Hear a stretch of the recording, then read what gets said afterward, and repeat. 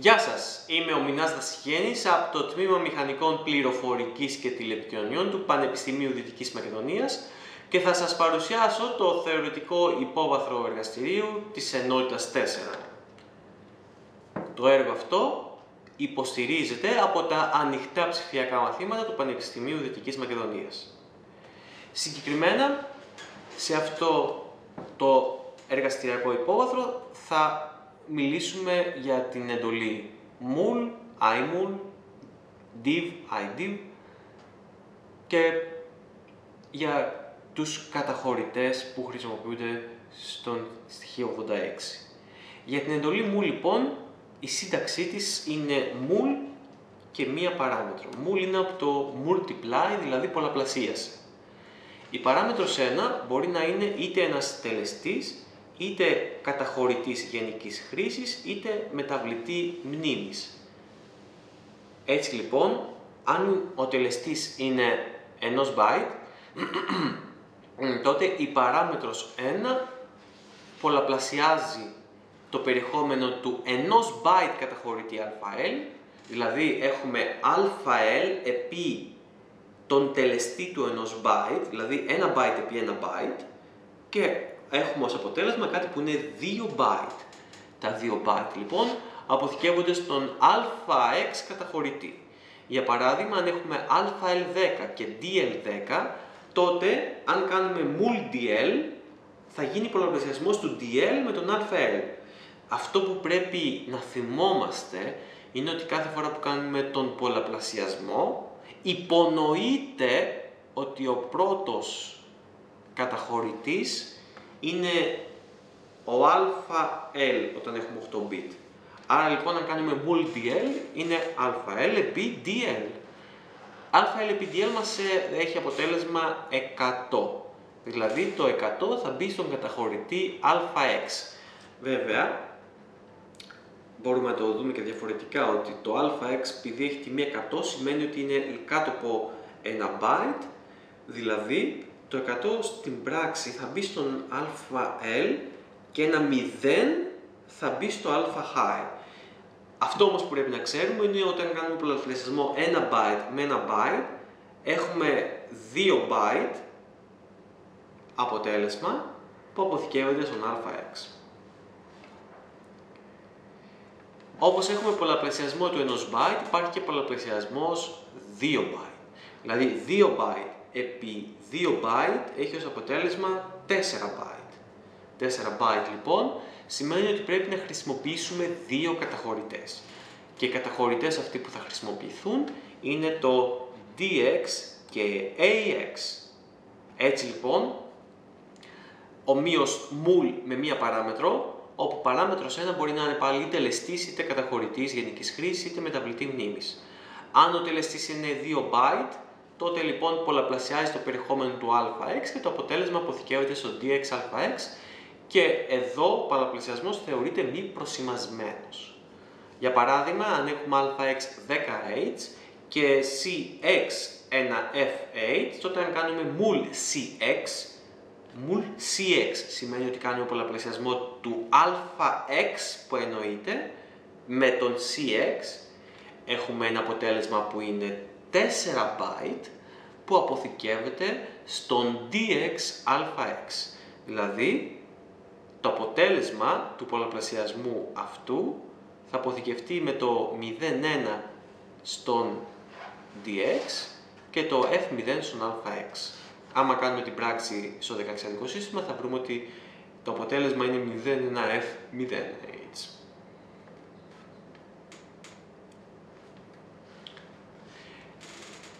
Σε αυτό το σημείο ας κάνουμε μια παρένθεση για να συζητήσουμε λίγο για τους προσημασμένους και τους μη προσημασμένους αριθμούς.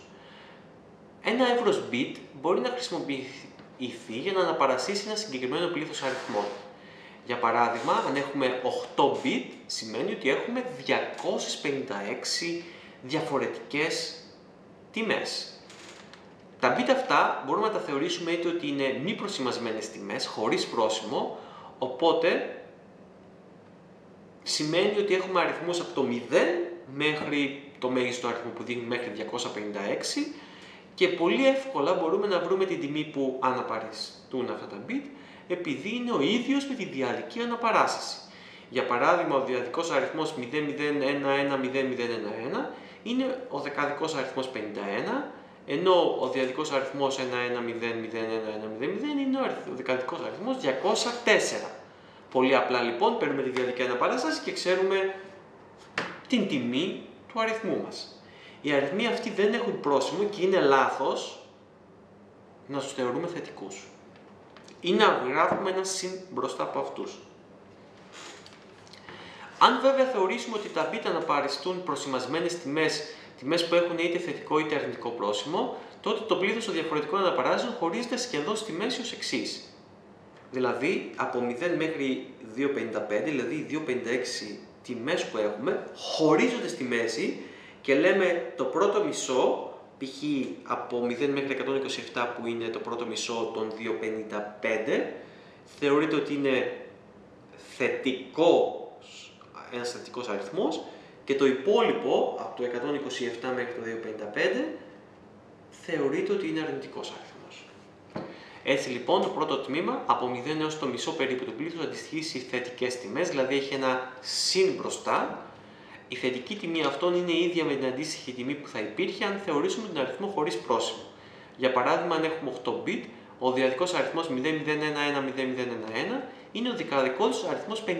Δηλαδή, αν είμαστε στο πρώτο μισό, τότε η τιμή του διαδικού αριθμού είναι η ίδια με την προσημασμένη θετική τιμή.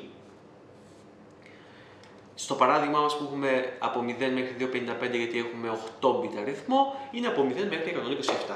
Δηλαδή οι αριθμοί από 0 μέχρι 127 έχουν η ίδια αναπαράσταση, είτε είναι απροσήμαστοι είτε προσημασμένοι. Αν είναι προσημασμένοι βέβαια έχουν και το συν από μπροστά. Το δεύτερο τμήμα, από το μισό περίπου του πλήθους έως τη μέγιστη τιμή, αντιστοιχεί στις αρνητικές τιμές. Η αρνητική τιμή αυτών δεν είναι ίδια με την αντίστοιχη τιμή χωρίς πρόσημο, αλλά θα πρέπει να υπολογιστεί ως προς το συμπλήρωμα του 2. Κάτι που το γνωρίζουμε από την ψηφιακή σχεδίαση. Ο χωρισμός είναι σχεδόν στη μέση επειδή υπάρχει και το 0, και γι' αυτό λοιπόν έχουμε αρνητικούς αριθμούς από το μείον 128 έως το 0, ενώ η θετική αριθμή είναι από το 0 έως το συν 127. Έτσι λοιπόν, προκειμένου να υπολογίσουμε το συμπλήρωμα ως προς 2, θα πρέπει καταρχήν να δούμε ότι το σημαντικότερο bit, δηλαδή το MSB, most significant bit, είναι 1. Δηλαδή στον αριθμό μας βλέπουμε το MSB και άμα είναι 1, και εφόσον έχουμε προσημασμένους αριθμούς, τότε είναι αρνητικός αριθμός. Στην περίπτωση λοιπόν που είναι 1 και μόνο τότε έχουμε αρνητικό αριθμό και πρέπει να χρησιμοποιήσουμε το συμπλήρωμα μας προς 2 προκειμένου να υπολογίσουμε τον αριθμό αυτών. Η διαδικασία μπορεί να γίνει με δύο τρόπους, είτε με να αντιστρέψουμε όλα τα bit, να προσθέσουμε το 1 και να τοποθετήσουμε το πρόσημο. Για παράδειγμα το 11001100 το αντιστρέφουμε 00110011 και προσθέτουμε το 1, οπότε καταλήγουμε στην τιμή 0011011010. Δηλαδή ο αριθμός 52, και επειδή είχαμε αρχικά MSB 1, σημαίνει λοιπόν ότι είχαμε πλην, είναι ο πλην 52. Ο δεύτερος τρόπος είναι να αφαιρέσουμε τον αριθμό από το πλήθος των στοιχείων που αντιστοιχούν σε συγκεκριμένα bit. Για παράδειγμα, τα 8 bit έχουν 256 διαφορετικές αναπαραστάσεις, οπότε το 11001100 έχει τιμή προσημασμένη τιμή 204, άρα γίνεται η πράξη 256 με 204, δηλαδή μας κάνει τιμή 52. Και επειδή ο αριθμός μας έχει MSB στον 1, τότε τοποθετείται το αρνητικό πρόσημο και έχουμε μείον 52. Οι θετικοί αριθμοί πρέπει να προσέξουμε ότι δεν υπολογίζονται ως προς το 2, γιατί αν ένας θετικός αριθμός προσημασμένος έχει το MSB στον 0, τότε σημαίνει ότι έχει η ίδια τιμή είτε είναι προσημασμένος είτε είναι χωρίς πρόσημο. Για παράδειγμα λοιπόν ο αριθμός 00110011 είναι ο αριθμός 51 ως μη προσημασμένος, αλλά είναι και ο συν 51 ως προσημασμένος. Ένα λάθος που το έχω συναντήσει πολλές φορές σε αρκετές εργασίες φοιτητών είναι ότι θεωρούν ότι το συμπλήρωμα στο πρόσωπος 2 γίνεται πάντα όταν έχουμε προσημασμένο αριθμό. Έτσι, για παράδειγμα, δίνω εγώ μια ερώτηση που έχουμε 0, 0 και έναν αριθμό και λέω ποια είναι η προσημασμένη τιμή και αυτόματα το γυρίζουν ανάποδα not και προσθέτουν το 1 προκειμένου να το κάνουν οι φοιτητές σε μια προσημασμένη τιμή με συμπλήρωμα προς 2 που είναι λάθος. Είναι λάθος γιατί το MSB είναι 0 και από τη στιγμή που είναι 0 η θετική αναπαράσταση του προσημασμένου αριθμού είναι η ίδια με την τιμή ως απροσήμαστο. Εφόσον εδώ καταλάβουμε τη διαφορά μεταξύ προσημασμένου και μη και απροσήμαστον, μπορούμε να δούμε την εντολή imul. Η imul είναι ίδια με την εντολή mul, αλλά είναι μια εντολή που διαφέρει γιατί κάνει πράξη πολλαπλασιασμού ανάμεσα σε προσημασμένους αριθμούς. Η σύνταξη των εντολών είναι ίδια και το αποτέλεσμα αποθηκεύεται στους ίδιους καταχωρητές, αλλά γίνεται διαφορετικά η πράξη. Η διαφορά είναι στο αποτέλεσμα της πράξης. Γιατί αν και οι δύο αριθμοί πολλαπλασιάζονται είναι θετικοί, δηλαδή έχουν MSB ίσον 0, το αποτέλεσμα της imul είναι το ίδιο με το αποτέλεσμα της mul στις ίδιες τιμές. Άρα λοιπόν, αν έχουμε δύο αριθμούς που έχουν MSB 0, τότε το αποτέλεσμα της imul είναι ίδιο με το αποτέλεσμα της mul. Δεν αλλάζει κάτι. Θα αλλάξει μόνο αν έχουμε κάποιον αριθμό που είναι αρνητικός. Είναι προσημασμένος αρνητικός. Αν τουλάχιστον ένας αριθμός είναι αρνητικός, τότε το αποτέλεσμα είναι διαφορετικό. Για να βρεθεί το αποτέλεσμα θα πρέπει να υπολογιστεί η τιμή του αρνητικού αριθμού, το συμπλήρωμα ως προς 2 και συνέχεια να γίνει ο υπολογισμός. Αν το αποτέλεσμα που προκύπτει είναι θετικό, γιατί πολλαπλασιάστηκε ένας αρνητικός αριθμός με έναν αρνητικό αριθμό, τότε δεν γίνεται κάποια αλλαγή και αποθηκεύεται στους αντίστοιχους καταχωρητές.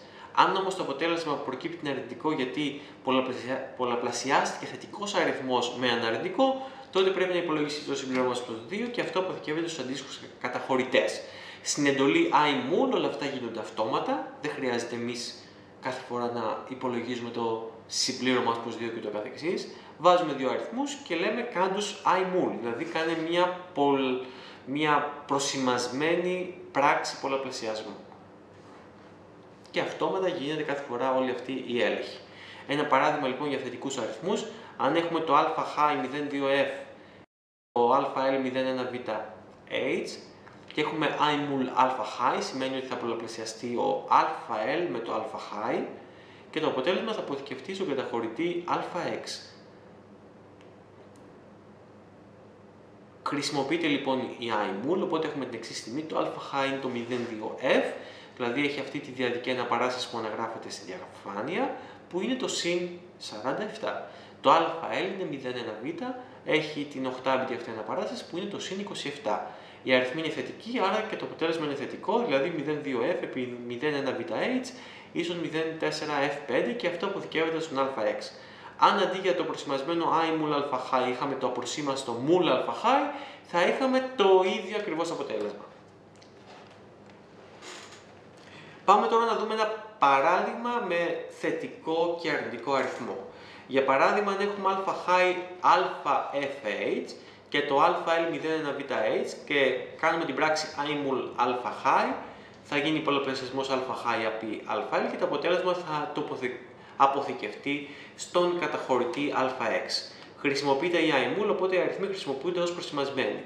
Το α ίσον 0αλφα-fh είναι το 8-bit το 1-0-1-0-1-1-1-1, δηλαδή είναι ένας αρνητικός αριθμός αφού το MSB είναι 1. Για να βρούμε ποιος είναι αυτός ο αρνητικός αριθμός μπορούμε να το κάνουμε την πράξη not και να προσθέσουμε το 1 είτε να αφαιρέσουμε την μέγιστη τιμή που χωράει σε αυτά τα bit, δηλαδή το 256 μείον αυτόν τον αριθμό που βγαίνει το 51H, δηλαδή είναι το μείον 51H ή το 81 στο δεκαδικό σύστημα. Το αL έχει την αναπαράσταση συν 27. Κάνουμε λοιπόν την πράξη 0,51 επί 0,51H επί 0,1βH και έχουμε 88βH, δηλαδή 2187, που όμως θα πρέπει να γίνει αρνητικός. Δηλαδή να βρούμε το συμπλήρωμα ως προς 2 που έχει ως αποτέλεσμα να βγει η τιμή F775H, δηλαδή αυτή η τιμή θα αποθηκευτεί στον αx. Αν αντί για το προσημασμένο λοιπόν I mul alpha high είχαμε το προσήμαστο mul alpha high, τότε θα είχαμε ένα διαφορετικό αποτέλεσμα. Ενώ τώρα λοιπόν έχουμε F775H, στην άλλη περίπτωση θα είχαμε ένα 275H. Ένας συμβολισμός που χρησιμοποιείται συχνά είναι ο dx άνω κάτω τελεία αx. Το dx άνω κάτω τελεία αx είναι ένας συμβολισμός που δείχνει ότι έχουμε ένα αποτέλεσμα 4 byte. Δηλαδή τα δύο πιο σημαντικά byte βρίσκονται στον dx και τα δύο λιγότερα σημαντικά byte βρίσκονται στον ax. Αν θέλουμε να τα μεταφέρουμε σε μια θέση μνήμης που έχει δηλωθεί ως dd, 4 byte, θα πρέπει να γίνει προσέχοντας το endianness. Δηλαδή, για παράδειγμα, έστω έχουμε δηλώσει μια θέση μνήμης ως dd, rest dd0, στις θέσεις res 0 και 1 θα υπάρχει το αx και στις θέσεις res 2 και 3 θα υπάρχει το dx. Δηλαδή, move res του 2,dx, move res του 0, αx. Βλέπουμε και το παράδειγμα κώδικα, όπου έστω έχουμε μια τιμή στο αx στην 3αh και το move cx 0ff και κάνουμε την πράξη του πολλαπλασιασμού, οπότε έχει ως αποτέλεσμα να δημιουργηθεί το αποτέλεσμα στο dx αx. Το dx λοιπόν έχει το most significant byte και το αx έχει το least significant byte. Επειδή είναι η X86 μια αρχιτεκτονική little endian, πρώτα το little, στη χαμηλή διεύθυνση μπαίνει το little. Άρα στο res 0 και στο res 1 μπαίνει το αx, στο res 2 και στο res 3 μπαίνει το dx. Παρόμοια με την εντολή mul υπάρχει και εντολή της διαίρεσης div, όπου χρησιμοποιείται για διαίρεση μη προσημασμένων αριθμών. Συντάσσεται λοιπόν div παράμετρος 1. Ο παράμετρος 1 είναι ένας τελεστής, είτε καταχωρητής γενικής χρήσης, είτε μεταβλητή μνήμης. Έχει παρόμοια σύνταξη με τη mul. Εδώ πέρα λοιπόν γίνεται η πράξη της διαίρεσης με τον καταχωρητή που εννοείται, που στην περίπτωση που είναι byte είναι ο καταχωρητής αx. Άρα γίνεται η διαίρεση αx διά την παράμετρο που έχουμε θέσει και το μεν πηλίκο της διαίρεσης αποθηκεύεται στον αl, το δε υπόλοιπο στον α-high. Για παράδειγμα, αν έχουμε αx10 και cl3, μετά την εντολή divcl θα γίνει η διαίρεση αx δια cl, το πηλίκο θα μπει στον αl και το υπόλοιπο στο α-high, δηλαδή ο αl θα πάρει 3 και το α-high ίσον 1.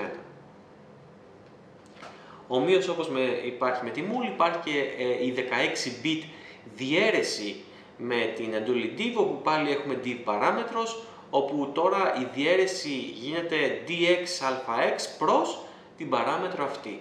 Δηλαδή διαιρείται μια λέξη 4 byte με μια παράμετρο 2 byte.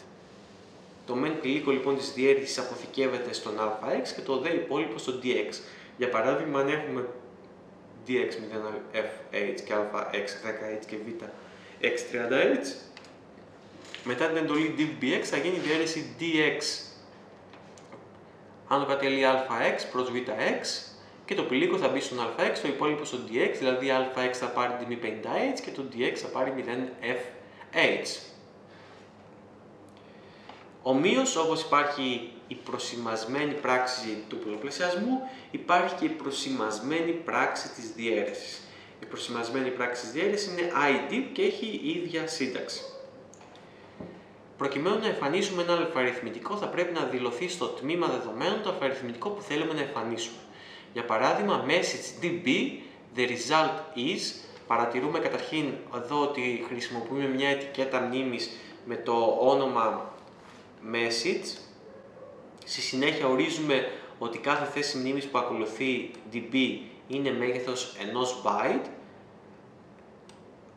και εδώ στο the result is το κάθε γράμμα καταλαμβάνει 1 byte. Για παράδειγμα, το tath καταλαμβάνει 1 byte, το h καταλαμβάνει 1 byte, το ε καταλαμβάνει 1 byte, το κενό καταλαμβάνει 1 byte και ούτω καθεξής.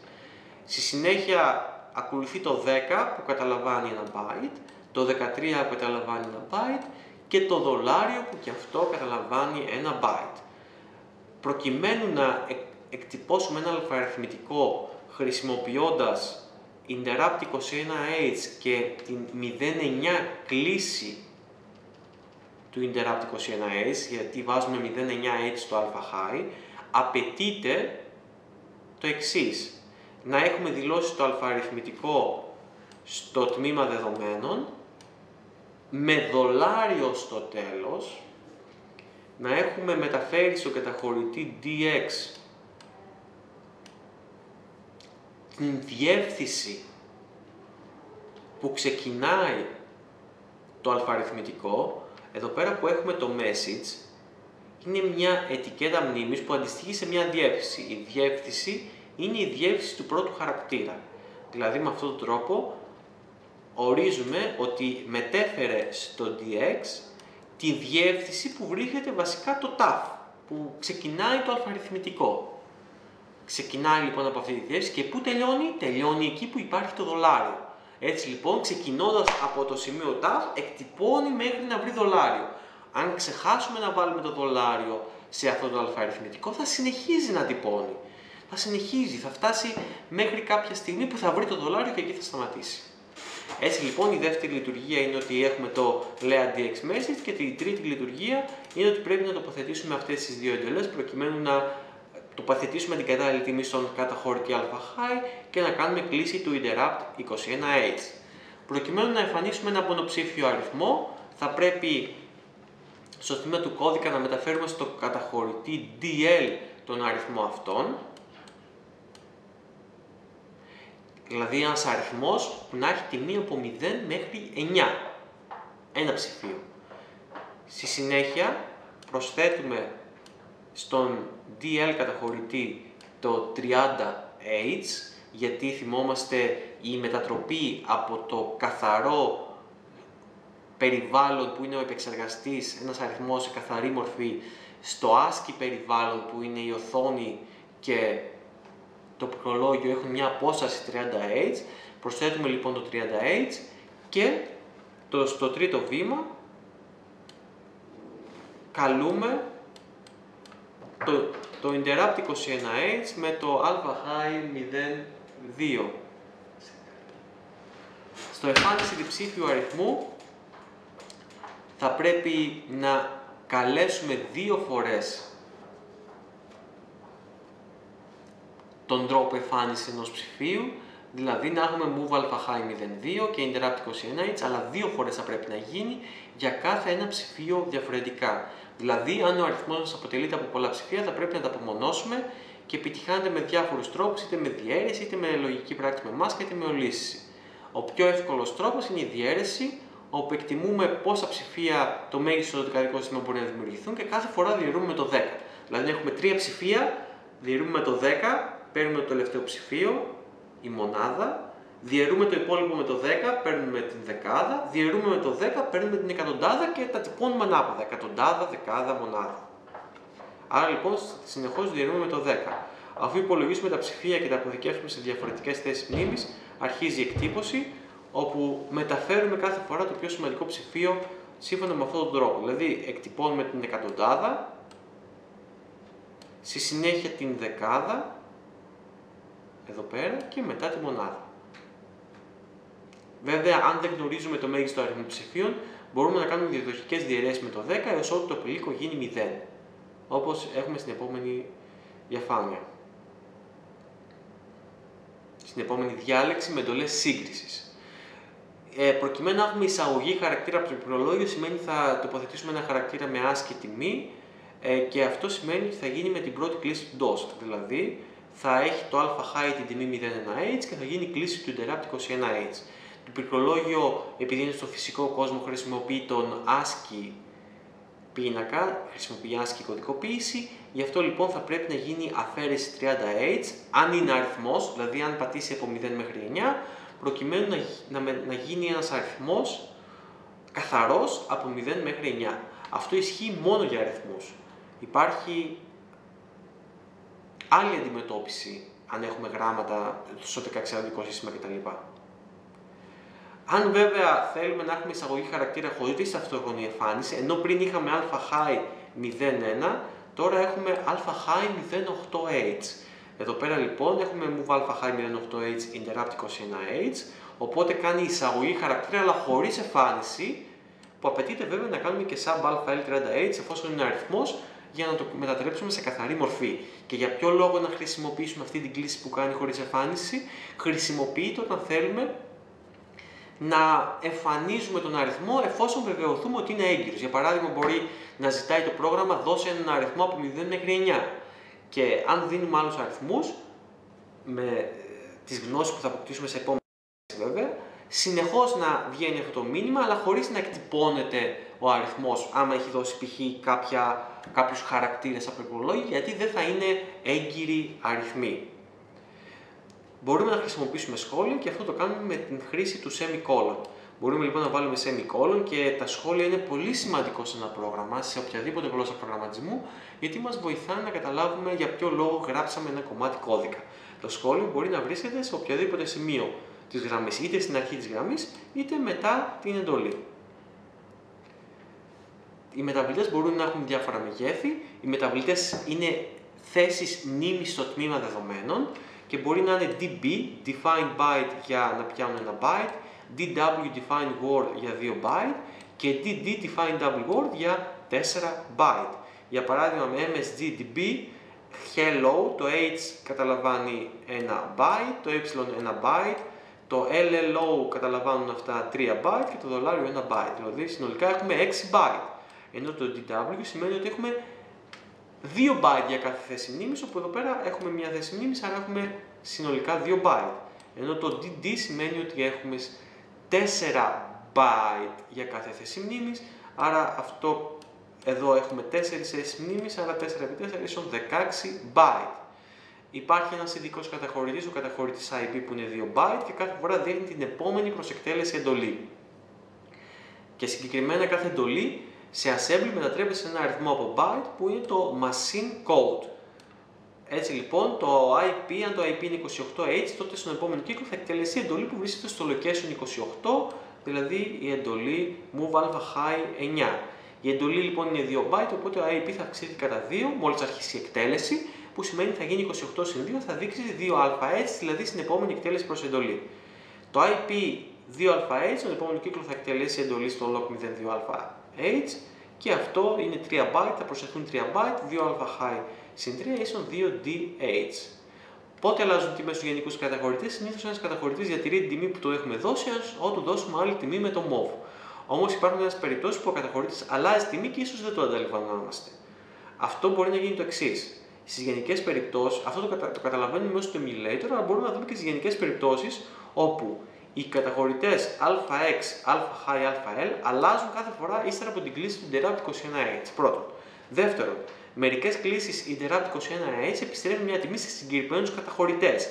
Μελετώντας το βιβλίο των καταχωρητών και τις σημειώσεις για τα interrupts και τις διακοπές, μπορούμε να καταλάβουμε κάθε φορά ποιοι καταχωρητές ενδέχεται να τροποποιηθούν. Τέλος, οι αριθμητικές πράξεις αλλάζουν τιμές σε συγκεκριμένους καταχωρητές. Αν θέλουμε να μετατρέψουμε ένα αριθμό 8 bit σε 16 bit, θα πρέπει να κάνουμε μια ειδική διαδικασία, γιατί δεν μπορούμε να μεταφέρουμε άμεσα π.χ. έναν 8-bit σε ένα 16-bit. Δηλαδή, move αx,dl δεν επιτρέπεται, γιατί το dl είναι 8-bit, το αx 16-bit και δεν μπορούμε να το κάνουμε αυτό. Μπορούμε όμως να το κάνουμε γνωρίζοντας ότι ένας καταχωρητής 16-bit αποτελείται από το low byte και το high byte. Αν θέλουμε λοιπόν να κάνουμε τη μετατροπή, θα πρέπει να μεταφέρουμε την τιμή μας στο low byte, δηλαδή εδώ έχουμε έναν καταχωρητή π.χ. ο αx, όπου έχει το κάτω κομμάτι είναι το α low και το πάνω το α high, και γνωρίζοντας ότι το κάθε κομμάτι είναι 8 bit, μπορούμε να μεταφέρουμε το dl στον al, να μεταφέρουμε λοιπόν το dl στο al και να μηδενίσουμε το α high, που σημαίνει τελικά ότι το περιεχόμενο dl μεταφέρθηκε στον αx. Αν θέλουμε τώρα να μετατρέψουμε έναν αριθμό 16, να μεταφέρουμε έναν αριθμό 16 bit σε 8 bit, δεν μπορούμε ασφαλώς να κάνουμε τη μεταφορά move ax,dl, όμως γνωρίζουμε ότι πάλι αποτελείται από το low byte και το high byte, και ένας αριθμός 8 bit έχει τιμή από το 0 έως 255, οπότε μπορεί να χρησιμοποιήσει μόνο το low byte αν ένας αριθμός είναι από 0 μέχρι 255. Αν είμαστε σίγουροι ότι το καταχωρητής έχει τιμή από 0 έως 255, μπορούμε να χρησιμοποιήσουμε εκείνο το σημείο μόνο το low byte Για παράδειγμα, κάνουμε move dl,al αν ξέραμε ότι η τιμή μας στον IEX ήταν από 0 μέχρι 2,55. Σε αυτό το σημείο ολοκληρώθηκε αυτή η ενότητα.